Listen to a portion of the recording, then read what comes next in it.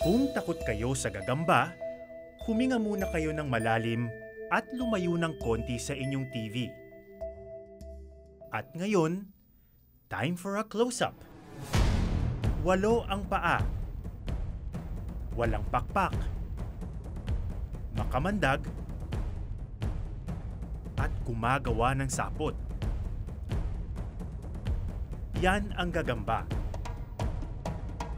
Madalas makita sa bahay o sa mga halamanan. At ngayon pa lang, ipaalala na natin, hindi sila insekto. Balikan natin ang detalyeng yan mamaya. Uy, saan ka pupunta?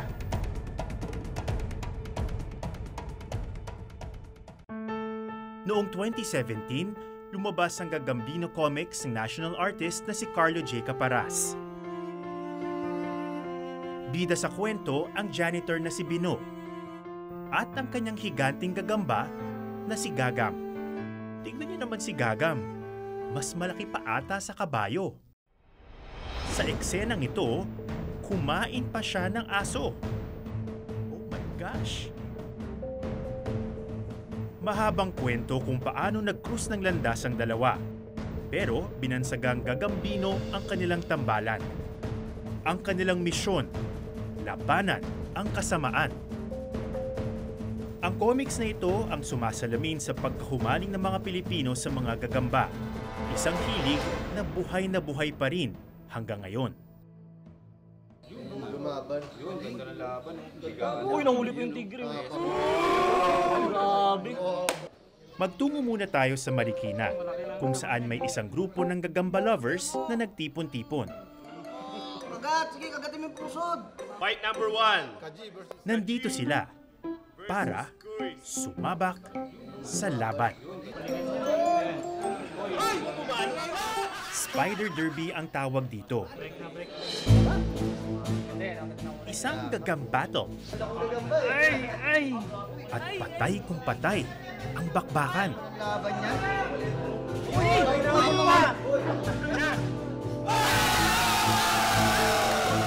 Brutal, di ba? Lalo na kung ikaw yung gagamba.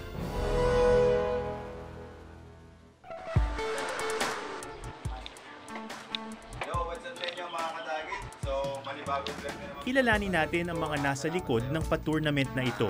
Isang brown at saka isang abuhin na tigre. Yung na ito patatagalin. Yun. Bilutan talaga sila mga kadagit. Ay, ako po si Ryan D.C. Mandaragit. Ang tunay kong pangalan, Ryan De La Cruz. So, kilala ako sa YouTube na bilang Kadagit. So, ayan. Kung hindi pa rin halata, mahilig sa gagamba si Kadagit. Pampaalis ng stress at pagod. So team size, sa akin, Sargento. Ito yung sa atin. Hindi nga naman bago ang paglalaban ng mga gagamba. Pero favorite ko po yan. Pero dahil sa vlogging, tila nagkaroon ito ng pangalawang buhay. Game tayo mga kabols! Ngayon, sa Bangaw, sabi ko sa inyo, magbibigay ng magandang laban niya, Kabangaw, dahil powered by Surag Yellow dyan, Kabangaw. Nakita niyo naman, unang salpukan, Kabangaw. Mukhang enjoy talaga sila, no? Yo, what's up sa inyo mga kadagit? Enjoy ka naman bilang vlogger. Ay, enjoy po ako kasi unang-una marami po ako nagiging kaibigan nito. Kasi ang nagbablog po ng gagamba nasa 70 plus na po eh. Hindi pa po kasama dun yung mga nanonood. Tamang-tama. May paketeng dumating ngayong umaga para kay Kadagit. So yan, kadagit, wala na naman. Isang special delivery mula sa Jensen. Lahat buhay. Wala naman namatay. Lahat Uy, naman may buhay pang-vlog uli si Kuya. Yun. Ang mga gagamba ngayon, in-order na rin pala. Salamat sa inyo. Parang bumibili ka lang ng mga laruan online. Pero buhay. Ayun, medyo malalaki na to.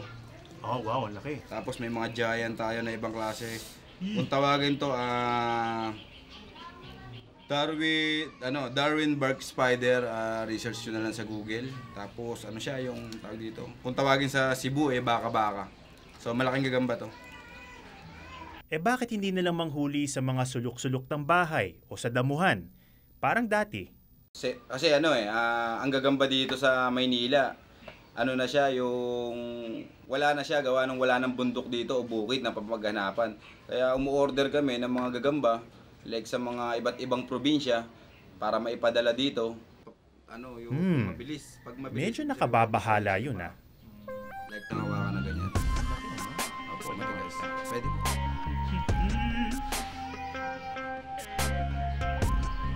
Kasi bago ko siya ilaban, papakainin muna. Yung iba kasi ginugutom sa akin para mas malakas siya bukas. So ayan, ito yung hipon. Hipon to na. Sariwa na hinimay lang, ginupit na maliliit. Hinaluan ko siya ng konting asukal para tumamis ng konti. Para pagka kinain niya, medyo mabilis niyang kagatin. Parang dahan-dahan yung Sisip-sipin, Sisip-sipin. uubusin. No? supportive naman ang asawa ni Kadagit sa kanyang hilig. Kahit minsan, parang puro gagamba na lang daw ang nasa isip niya. So minsan nagtatampo rin. Nagtatampo kasi puro gagamba na lang daw. Yung gagamba na lang daw yung hinihipo ko eh. Hindi na siya. Mas madalas siya nahuhuli. Ang totoo, lumalaki ang pamilya ni Kadagit dahil sa mga nakilalang kaibigan sa paggagagamba. Nasa wild siya, naaarawan siya, nauulanan siya. May isa ka pang partner sa pag-organize ng derby, di ba? Ano po siya, isang vlogger din po, na isang doktor po na taga Marikina at mahilig talaga sa gagamba. Okay mga kadok, magandang araw sa inyo mga kadok. Dito tayo ngayon sa Marikina, sa bahay natin. At balak nating ilaban. Ito nahuli natin sa Kalawan, Laguna. Kita niyo yan? Yan. Ito po ay gagambang kuryente. Ako po si Dr. Arnold Cubarubias. Isa po akong medical doctor. Kilala din ako sa YouTube bilang si Spider Doc, isang spider content creator. Isang doktor na spider vlogger? Kakaiba yun ah. So, most of my patients actually they're shocked, happily shocked. Na natutuwa sila, oh, yung doktor ko pala nag-vlog ng tungkol sa gagamba. Yun no? Mukhang magandang laban ito pero lagi nakatalikod itong ano natin. Pero nilagyan natin ng load. Naku, kinagat agad. Ayun guys. Kinagat.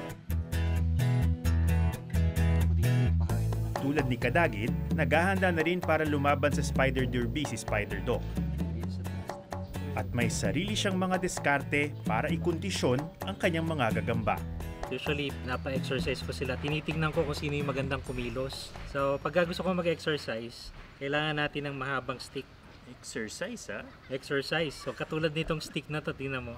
Yan. So, kasi kailangan nilang masanay na lumakad sa stick. Dahil doon naman sila lalaban eh. Ito ba nakakatulong talaga sa gagamba? Or I think they're, nasasanay sila doon sa lakad. nakikita mo talaga yung difference? Yeah, actually ginagawa ko to sa mga gagamba na nilalaban ko. At the same time, pag ginawa nila yan, pagod na sila, gutom na sila, pwede mo silang pakainin mamaya. Pagkatapos ng exercise at tamang diet, tulad ng isang tunay na atleta, kailangan namang maligo. So, kailangan laging fresh yung gagamba. So, pinapaliguan natin sila. Ano ba yan? Pinapaliguan natin. Kasi feeling nila parang ulanan sila. Yung ating pinampapaligo sila katulad nito, kinolekta natin to. This is rainwater. Wow ah. Yeah. So kung nagko-collect tayo, Natural na hopefully natural, umulan. So katulad dito, you need to spray at least about 2 inches away from them sa likod. Huwag po sa harap kasi pwedeng malunod yung gagamba nyo doon sa tubig. Yeah. Minsan nagkamali na ako ng gano'n, namatay yung gagamba ko just for spraying the gagamba. At hindi pa rin doon nagtatapos ang pagkondisyon sa mga gagamba. Dahil sa mundo ng derby, legal ang paggamit ng performance-enhancing drugs. Oo, tama ang dinig nyo. Gumagamit ng drugs ang mga gagambang ito. Well, I could give you an example. No? So, I am a load maker myself. So, one of the major component ng load natin is antibiotic. No? Reason for giving antibiotic because it has a side effect na magutom ka. At pagka gutom ka, gusto mong kumain. Ano kakainin mo? Yung kalaban mo. Wow! Hindi ka na raw mananalo sa mga laro ng gagamba ngayon kung hindi ka gumagamit ng tinatawag na load. Kaya bawat manlalaro may kanya-kanyang version nito. Ang eksaktong mga sangkap, sikreto. Talagang pag nilagyan ko ng load, umaaway ng maganda. Ikaw, na-try mo na, ikaw mismo. Natikman mo na. Ay, hindi pa. Hindi ka pa natikman to, mamamatay tayo dito. Dadala ko na lagayan para mag-hunt tayo, spider hunt. Panapanahon, nagkakaroon ng excursion ang mga gagamba vloggers. So, Gagambols, ready mo na yung mga natin flashlight, ha? Ready na. Pati yung camera natin, ready din. Go! Lagi, sana.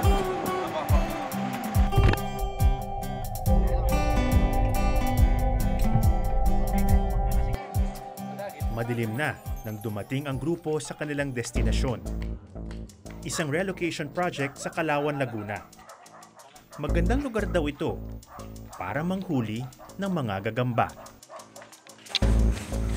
Ito, palagay ko marami na rin.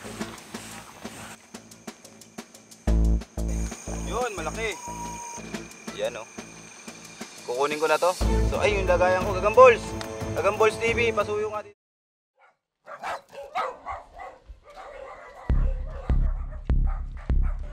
Sana makakuha tayo ng malalaki.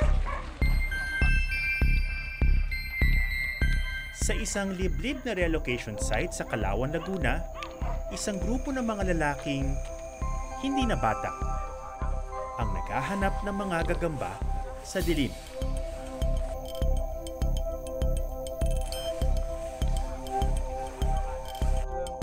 Naghiwa-hiwalay ang grupo para suyurin ang lugar. Sa ganitong klase ng damo usually, nagbabahay yung mga gagamba. Usually tuwing gabi sila lumalabas.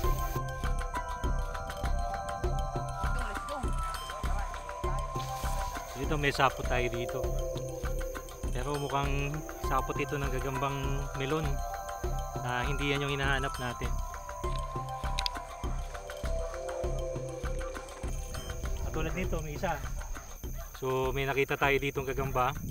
Ito Tagalog lines, no? So ito yung klase ng gagamba na hinahanap natin, kaya lang maliit pa itong gagamba eh. Mas makukunin natin yung malalaki lang. Ibang klaseng uri ng gagamba, medyo maliit siya. Ayan. Ito, nakuha ng tropa, medyo malaki-laki to. Nakuha ng tropa na mismo taga dito. Yan. Good size yan. Dito yan. Good size na yan, good size.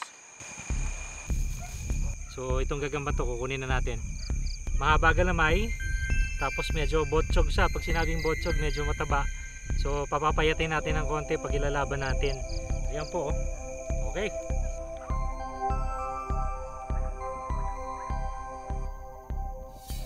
Charan! So ito, kukunin ko to, di ko palalagpasin to dahil napakaganda nito. Ang haba ng galamay, oh. Ayan, kitang-kita nyo na, uy, may kinakain pa. Huwag ka mag-alala, mas masarap papakain ko sa'yo, hipon. Meron tayo nakita dito ng gagamba. Sa panghuhuli ng gagamba, parang bumabalik sa pagkabata ang tropa. Sabik na sabik sa kanilang mga nakikita. Tayo dito. Ito yung tinatawag nilang gagambang tala. Ito, Ayun. mahaba yung galamay niya. Mahaba nga yung galamay. Ay, sayang, oh, nalaglag, oh. So makikita natin yan. Sayang. Buti lang, marami na akong huli. Sige, so bumaba yung gagamba natin kasi meron siyang nahuling insect. Ayun, huli ka. Yun, oh, laki, oh. Malaki to. Yun, may bininahin siya. Kinain niya sila. Galing, oh. At matapos ang isang oras ng spider hunting, dose-dose ng gagamba ang nakuha ng bawat isa. Total lang nahuli natin na 18 din. Ewan ko kung bakit lucky number, pero 18 pieces. 18 yung kay Kadagit, 18 din yung nahuli natin. Tara. Yun, at least nakadami nahuli.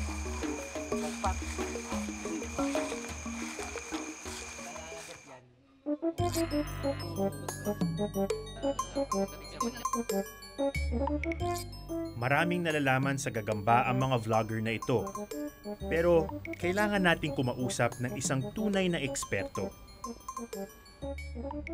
Si Dr. Aimee Lindupo ay propesor sa UP Los Baños at isa sa iilang spider expert sa Pilipinas. Kung hindi kayo kumbinsido, tignan nyo na lang ang hikaw niya. Nice. Ang mga gagamba po, are they found everywhere? Oo. Oo. Tinatawag nga natin sila, they're omnipresent. So Oo. wherever humans are, makakita ka din ng gagamba. So ano po yung mga, ito meron na agad oh. Ito yung Gasteracantha or Oo. yung gagambang tinik. Oo. Ito. Pwede natin siyang kunin. Yun. So galing makita mo, pag nagpatihulog siya, meron siyang web. Okay. Yan. Tapos lagay mo na sa kamay. Maliit, kumagapang, at maraming mga paa. Pero naalala niyo yung sinabi ko na hindi insekto ang mga gagamba? Well, not exactly. Kabilang ang mga gagamba sa pamilya ng mga arachnids. Dok, pakilinaw nga. So yung gagamba, nahati yung katawan nila sa dalawang bahagi. May cephalothorax at saka may abdomen. Ang insekto, tatlo yung hati ng katawan nila. Head, thorax at saka abdomen. Tapos ang gagamba, meron siyang 8 paa. Ang insekto, 6. Tapos wala rin siyang antena. Ang insekto, nakakalipad kasi meron siyang 2 pares ng pakpak. So sa kaligayahan ng mga kaibigan kong takot sa gagamba, ang gagamba walang pakpak. Hindi sila nakakalipad. Okay. Maliit man, may mahalagang papel sila sa kalikasan. Malaki kasi sila yung tinatawag nating predators. Ang nakasanayan kasi nating predators, lion, tiger, na wala naman sa Pilipinas. Ang mga predators na sinisiguradong mababa ang populasyon ng mga insektong ayaw natin, yung mga peste, ay mga gagamba. So, importanteng malaman at pahalagahan yung buhay nila. So ito po yung mga samples natin. Pinakita sa akin ni Doc Ames sa mga specimen ng iba pang mga gagamba na kanyang pinag-aaralan. Maraming iba-ibang klase ng gagamba. May mahigit 10 pamilya ng gagamba na makikita sa Pilipinas. Ano naman yung madalas na ginagamit ng mga Pinoy sa mga derby na tinatawag? Sa mga palaban, ang ginagamit, itong mga gumagawa ng sapot na bilog. Mga orb weavers. Mga orb weavers. Usually, galing sila sa grupo ng Neoscona. Sa mga lumalaban kasi ang kanilang description nito, gagambang mais, may gagambang tigre, ganyan, o depende kung saan galing lugar, gagambang Jensan line, mga tawag nila, or Meron, Cebu may line. ibang mga tawag. Depende kung saan nila nakolekta. Pero lahat to Neoscona. So kung kunyari, itong gagambang to ay nakuha mo sa Kawayan, tawag nila gagambang Kawayan. Kung galing sa Cebu, sasabihin na Cebu line, Masbate line, yung pinakapopular. Tapos Jensan line, ibig sabihin nakolekta mo siya sa Jensan. At heto pa ang isa. Lahat ng ipinanglalabang gagamba, mga babae. Happy Women's Month! Tawag nila sa gagambang lalaki, gagambang kabayo kasi tumatalon lang sila doon sa stick. Hindi sila lalaban. Kaya pinapakain na lang sila para lumaki yung mga palaban na gagamba. Mga duwag. Oo. Okay. Yung labanan ng mga gagamba, isa siyang sabihin na nating tradisyon sa Pilipinas. Bilang isang spider expert, ano ba ang opinion niyo doon? Teka, Doc. Tignan muna natin kung ano ang pinag-uusapan natin dito. Nagsisimula na ang Spider Derby sa Marikina.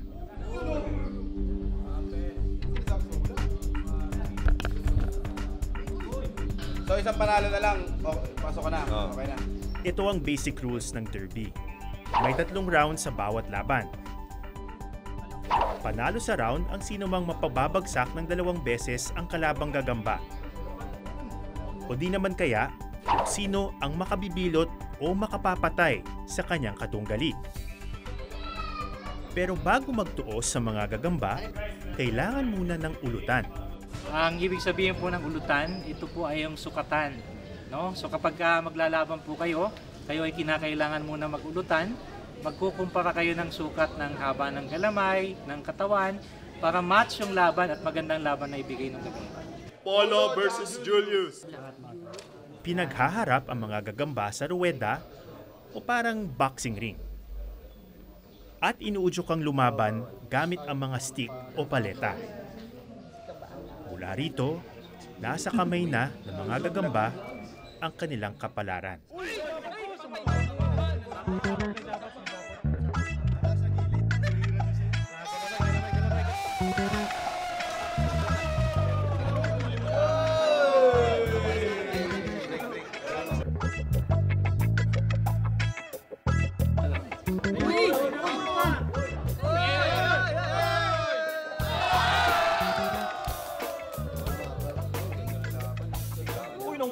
Ang isang gagamba na ito, talo.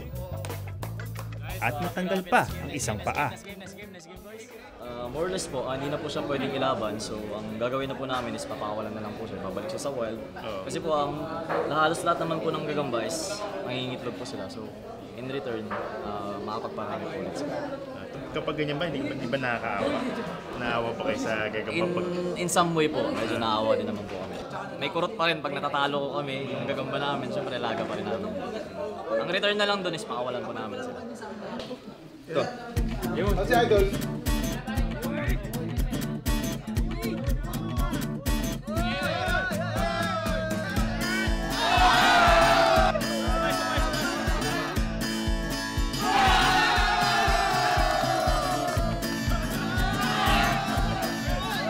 Maswerte pa raw nga ang gagambang ito. Dahil ang iba, toda sa laban. Spider Doc versus Jonas. Jensen line pareho ang gamit nila. Game!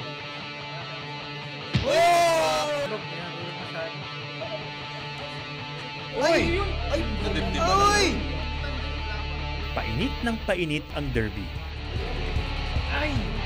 Oy! Oy!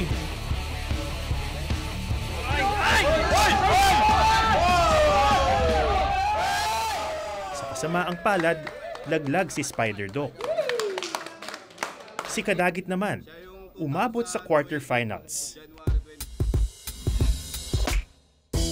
Pero mukhang nahanap na niya ang kanyang katapat.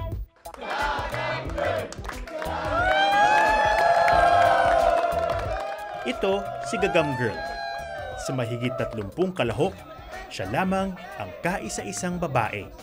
Kasi yung asawa ko, siya talaga yung nagagagamba. Okay. So, nung una, medyo, actually, to be honest, medyo naiinis nga ako sa gagamba kasi lahat ng atensyon niya nasa gagamba. Okay. So, naisip ko, sabi ko, so, laging kinukuha ng gagamba yung atensyon mo. So, bakit hindi ako maggagamba? Para sa akin lahat ng atensyon mo. So, doon nag-start.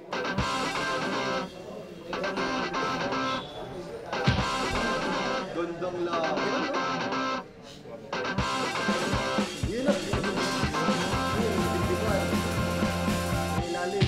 1-0. Dikit ang laban sa pagitan ni Gagam Girl at Kadagit.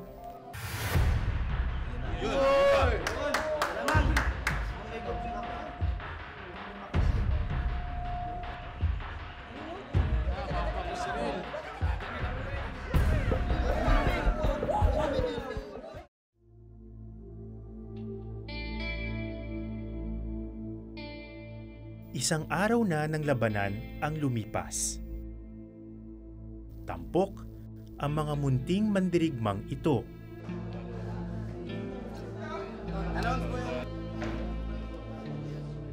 Pero sa huli, tila ang mga gagamba ang talo. 7 katao sa Mangaldan, Pangasinan, arestado. May mga inaresto na rin ang mga polis dahil sa libangang ito. Pero dahil daw yun sa pagsusugal at hindi dahil sa mga gagamba. Balikan natin ang ating eksperto. Clarify ko lang, it's illegal? Yes. Pero hindi lang hinuhuli kasi syempre hindi siya katulad ng ibon, hindi siya katulad ng mga pangolins na very na may affection tayo for. Sasabihin nila kasi gagamba lang naman yan eh. But like any other animal, they are considered to be wildlife. Ang tinutukoy na batas ni Doc Aimee ay ang RA 9147. Sa ilalim ng batas, bawal pumatay, manakit, magbenta o manghuli ng wild animals. Ang problema kasi, marami sa mga species ng gagamba ang hindi pa nadidiskubre at napag-aaralan. Meron bang ganong danger na baka may mga species na malagay under threat Yes. dahil sa activity? Even as we speak, pwedeng mawala siya bago pa natin siya madiskubre. At hindi rin natin alam kung ano yung impact nila kasi hindi pa natin na-explore ano ba yung role nila sa ecosystem. Wow, hassle. Yan, tingnan natin. Parang naging mas mahirap tuloy ma-enjoy ang natitirang mga laban sa derby na ito.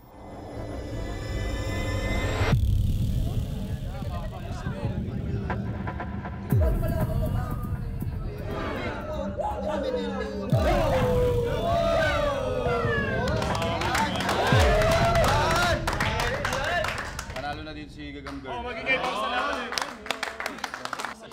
Sunod na nagharap si Gagam Girl at si Kasapi.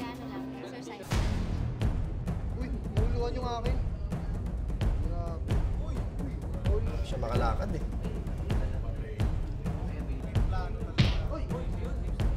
Mahal, diba?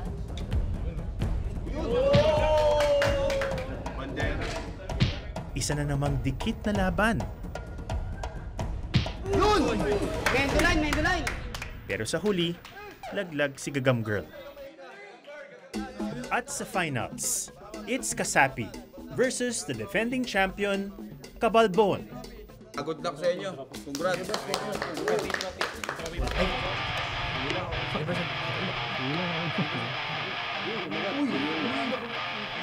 Hindi, bitiban mo. Nice one! Wala bitawan. Walang kukurap ha, walang kukurap. Magat. Oy! 1-0 para kay Cabalbon.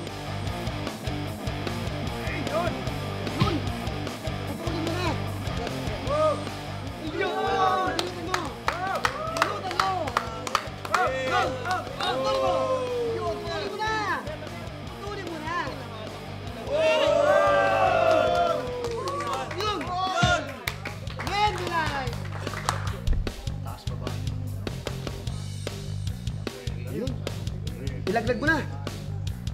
Ilaglag mo na, tapusin mo na. Tapusin mo na.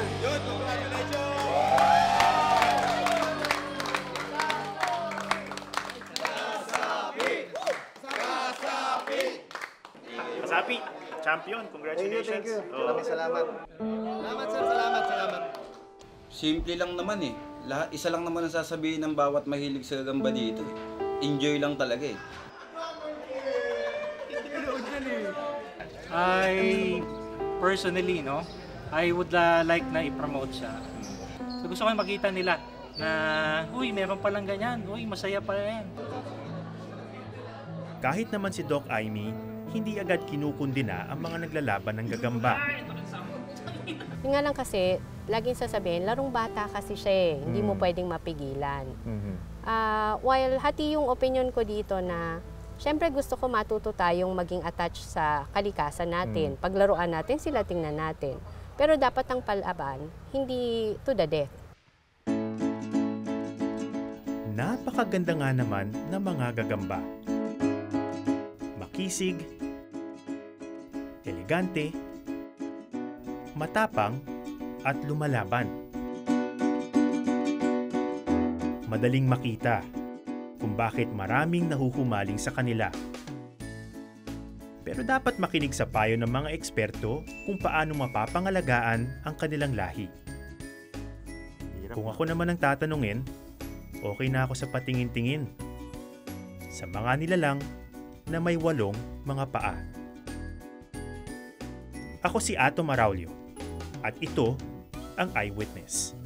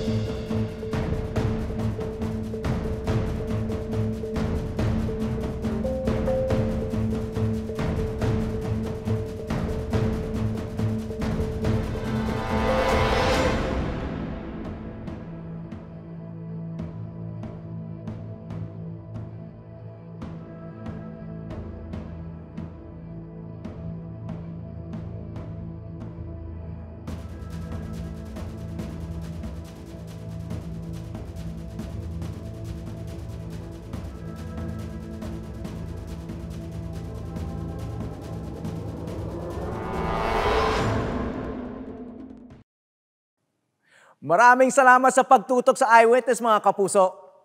Ano masasabi niyo sa dokumentaryong ito? I-comment na yan at mag-subscribe sa GMA Public Affairs YouTube channel.